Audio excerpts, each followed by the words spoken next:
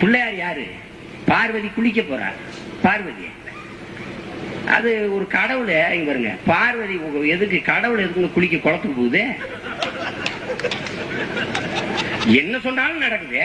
அது எதுக்கு குளிக்க குளத்துக்கு போகுது? போகுது பாருங்களேன். போகும்போது யாராவது மறைஞ்சிருந்து பாத்துருவாங்களோ என்னதுன்னு திருத்துறைப்பூண்டியில் இருக்கிற குளமா அது எட்டி பாக்குறது. சரி அப்படின்னாலும் டக்குன்னு ஒரு அரண்மனை மாதிரி ஒரு மதில் சுவரை போய் குழி. அது இல்ல. அதுக்கு பாருங்க காவலுக்கு உடம்புல இருக்க அழுத்த புற உருட்டி ஒரு உருவம் செஞ்சு உயிரை கொடுத்து மகனே அம்மா போய் குளிச்சுட்டு வரேன் பாத்துக்க. போய் குளிக்க போகும்போது சிவபெருமான் ஓடியாரான் பொண்டாட்டியை பார்க்கணும். அதான் குளிச்சுட்டு வீட்டுக்கு ஒரு வேலை அங்கே பாரு அவசரம் பாயிரா. இந்த பைய காலை பிடிச்சிட்டு விட மாட்டேங்கிறான். ஏய் விடப்பா எங்க அம்மா குளிக்குதுன்னு. யாரா நீ யாரா? இல்ல நான் பார்வதி மையம். எனக்கு தெரியாம நீ என்ன இடையில கேக்குறேன் சந்தேகம்.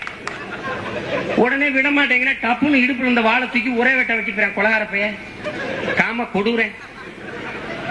கோபத்துல வெட்டிப்பாங்க. பச்சிலம் குழந்தைய கொண்டுறாங்க. ஐயோ நான் அலறி ஓடியாரா அவ பார்வதி. என்னங்க என் பிள்ளைய கொண்டுட்டியே? என்னம்மா நீனு சொல்ற? வியாரு இடையிலன்னு இந்த மாதிரி கதைங்க. நான் அழுக்க உருட்டி இப்படி செஞ்சு வச்சுட்டு போனேன். உடனே எல்லா காலத்திலயும் ஒரு வேலை இல்லாத வெட்டி போயிருப்பான். கட்டி அடிச்சுட்டு நாரனேன். அவனை கூப்பிடுறாங்க வந்து என்னப்பா பண்ணலாம்? கிழக்க ஏதாவது பார்த்து படுத்திருந்தனா அது தலையை கொண்டாந்து வைக்கணும். பாவம் யானை அதை அசந்து இந்த பக்கம் கிழக்கு பக்கம் தலையை வச்சு தூங்கிட்டு இருக்கு. அது மண்டையை வெட்டி கொண்டாந்து ஒட்டிடுறாங்க.